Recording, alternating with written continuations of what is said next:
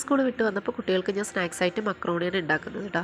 അവർ കുറേ ദിവസമായി പറയുന്നതിനോട് മക്രോണി ഉണ്ടാക്കാനായിട്ട്. അപ്പോൾ ഞാൻ ഇന്ന് അത് ഉണ്ടാക്കാമെന്ന് വിചാരിച്ചു. അതിന് വേണ്ടിയിട്ട് ഞാൻ കുറേ വെജിറ്റബിൾസ് കട്ട് ചെയ്ത് വെച്ചിട്ടുണ്ട്.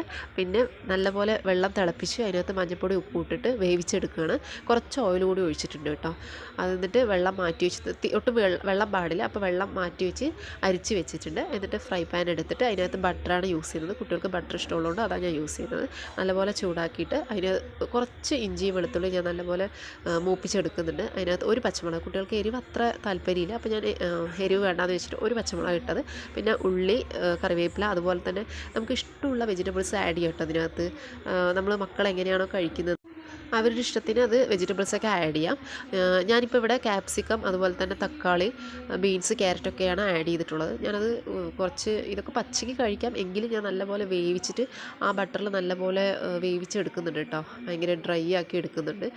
ഇതിനകത്ത് കുറച്ച് മുളക് പൊടി ചേർക്കുന്നുണ്ട്. കാരണം ഞാൻ ഇതിനകത്ത് ടൊമാറ്റോ സോസ് ആഡ് ചെയ്യുന്നതുകൊണ്ട് അതിൻ്റെ മധുരം ഒന്ന് ബാലൻസ് ചെയ്യാൻ വേണ്ടിയിട്ടാണ് ആ മുളക് ഇടുന്നത്.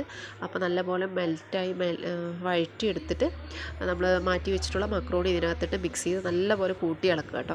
കൂടുതൽ നമ്മൾ ഇതുപോലെ മെൽറ്റ് ചെയ്തെടുത്ത് കൊടുക്കുമ്പോഴാണ് അത് സെപ്പറേറ്റ്, അതായത് ചില കുട്ടികൾ കഴിക്കുന്നത് കണ്ടിട്ടുണ്ട് സെപ്പറേറ്റ് ചെയ്തിട്ട് ഉള്ളി തക്കാളിയൊക്കെ മാറ്റി വയ്ക്കുന്നത്. പക്ഷേ ഇവിടെ കുട്ടികൾ ഇതുപോലെ ആക്കി കൊടുത്താൽ എല്ലാം ഫിനിഷ് ചെയ്തോളും, മീൻസ് ഒന്നും ബാക്കി വയ്ക്കാതെ. അപ്പോൾ എല്ലാവരും ഇതുപോലെ ഒന്ന് ട്രൈ ചെയ്ത് നോക്കൂ കേട്ടോ. ഇങ്ങനെ ആകുമ്പോൾ കുറച്ചുകൂടി ടേസ്റ്റ് തോന്നും അവർക്ക്.